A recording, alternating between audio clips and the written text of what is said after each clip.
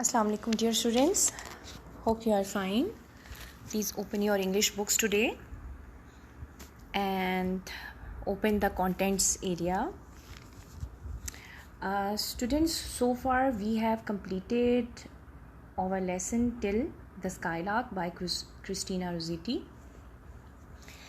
and as you know that in this online studies we are going to shorten our number of lessons. So we are going to skip lesson number 5, right? And the last lesson, Behlol, today we are going to read it, okay? So be prepared, open page number 64, Behlol, and keep your pencils in your hands to underline hard words. Students, this story is actually based on a big misconception or misunderstanding, right? We will read further in the story that what that misconception was about. Behlol, as it seems from the name of the story, is name of a character who is cook in the family, and his character is the talk of the story. Whole story revolves around Behlol. He is quite indifferent person and who is very shy or calm apparently, and he seldom smiles or shows his feelings.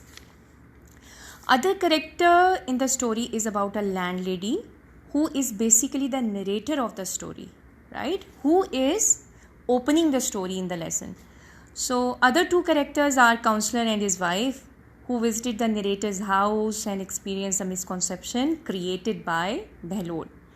So this is all about the characters' information. Let's see how lady handled all the chaos created by his cook Behlol.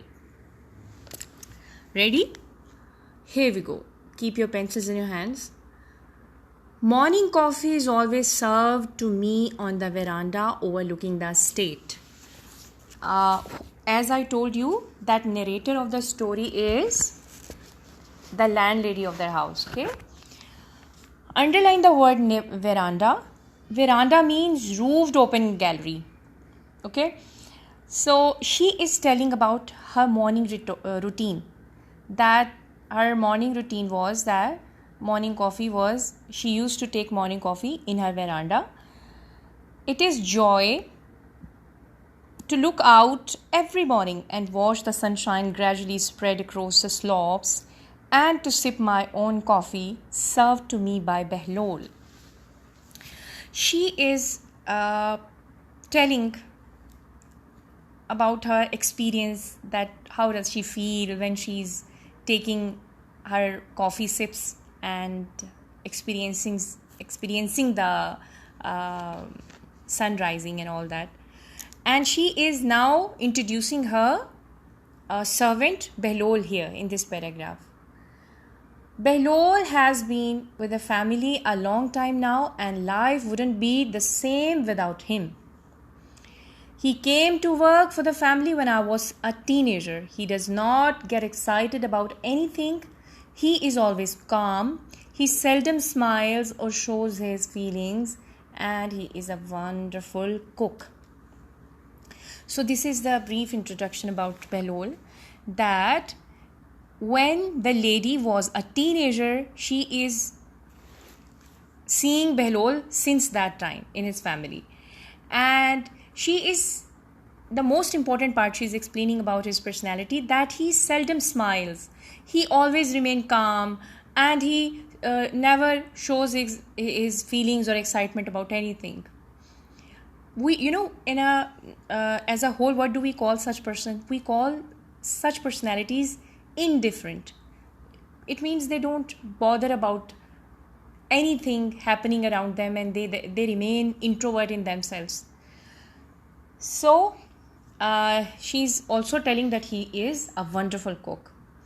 Let me tell you about the only occasion when I was angry at him. Now the lady or the narrator of the story is opening that incident which is actually based the whole story. Late on one afternoon, the area councillor and his wife called to see me. They made a sign of wanting to leave, but sat and talked as the dusk turned into night. Underline the word dusk. Dusk is the time when to become dark, when evening arrives. She is saying, narrator is telling that area councillor and his wife, they visited her, and they kept on talking, and they were not showing the sign of leaving, right? So what she thought, I thought I had better offer them some supper. Underline the word supper. Supper is the night food, night meal, dinner you can say. But I doubted whether we had anything suitable in the pantry. So she was confused that either do we have something in the kitchen, any eatable. Pantry is, underline please students, pantry. Pantry is a small closed space connected to the kitchen in which food may be stored, where we stored our food items. So she wanted to offer them supper, but she was confused that either do they have something to eat or not. So I excused myself and went into the kitchen. Behlol, I said, what do we have for supper? Leftover food from lunch, madam. He replied and then explained further, tomorrow is market day, no food in the house today, madam. So what was the great deal at that time for them? That they were not having anything in the pantry, and it was not the market day either. So what are we going to give the guests? I asked. Behlol stared at me blankly. Underline the word blankly. Blankly means with no expressions. Expressionlessly, he was looking at her, landlady. In the pantry cupboard, I found an old tin without a label. What is this, Behlol? I asked. No label, madam, I don't know, came the brief reply. You see that he was not a very talkative person. He just explained in few words and finished the whole conversation. So what were they having in the pantry? They were having a tin but without any label. So what is the issue by using that without labeling thing? That it might be the expired item. So open it and see. We shall have it for supper, but give some to the chickens first. If they're all right, then we shall know the food has not gone bad. Who is saying this? Who is advising this? The landlady. She said that as we don't have any choice, there is no market day, we don't have anything other than this tin in our pantry, so feed some of its part to the chickens.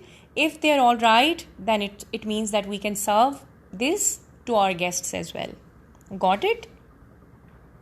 Okay.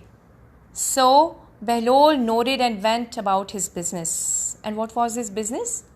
Which he was instructed by his landlady.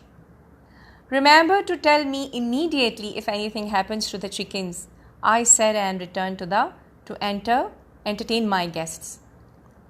The councillor and his wife were looking out over the plantation. Underline the word plantation, please. It means large area of land where crops are grown.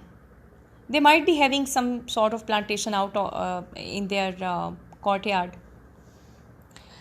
Nice crop of beans this year, said the councillor. I hope so, I remarked. Times have been a little hard. Why she mentioned that times have been a little hard? Because they were not entertaining with food to their guests. So they might be feeling, that lady might be feeling confused and little embarrassed at the same time, right? We talked about this and that, and then Behlol appeared and summoned us for supper. Underline the word summoned. Summoned means to ask for to come, or to call for something, or to announce something. So as they were talking this and that, just purposelessly, at that time Behlol appeared and he asked them for supper. "Do join me for a little supper," I said to my guests. Goodness gracious, underline this word. Students, this is a sign of exclamation. This we use these words or use to express surprise or amazement, right? So exclaimed the counselor, "Is that the time? I'm sorry, we must go." Obviously, when we all must have experienced such guests that when we are offering them food, they behave like that. They said that they used to say that there is no need for food or like that. "No, not at all," I said. "Please have something to eat before you go." They followed me into the dining room and we sat round the table. Behlol served the meal and then hovered about. Underline the word hovered. What does it mean? Hovered means to stay near. Why he was hovering around? Because he was in habit of listening the conversation, right? This is one of his more habit, we came to know. "Have you fed the chickens, Behlol?" I asked before we started eating. You see, the landlady was quite wise lady, isn't she? That before eating that tin, before utilizing that tin, she instructed him to feed the chickens. And even when the food is get ready, even then it is served. Even then the lady is asking and inquiring that and making sure that has he given the food to the chickens and are they all right? "Yes, madam," he replied, and then hurried out of the room.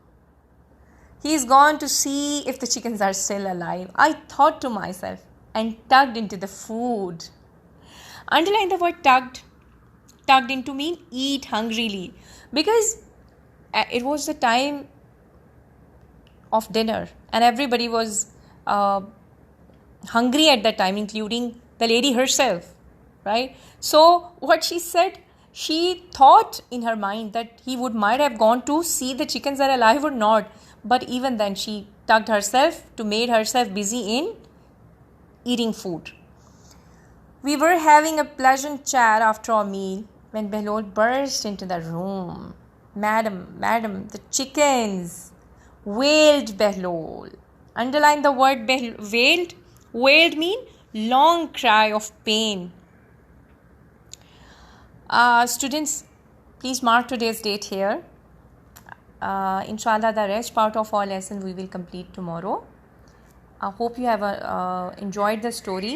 This is really interesting story about a funny character, funny and stupid at the same time, because we will read at the last of our lesson that what exactly the character of Behlol was. Okay, inshallah, see you in our next session. Till then, stay blessed. Good.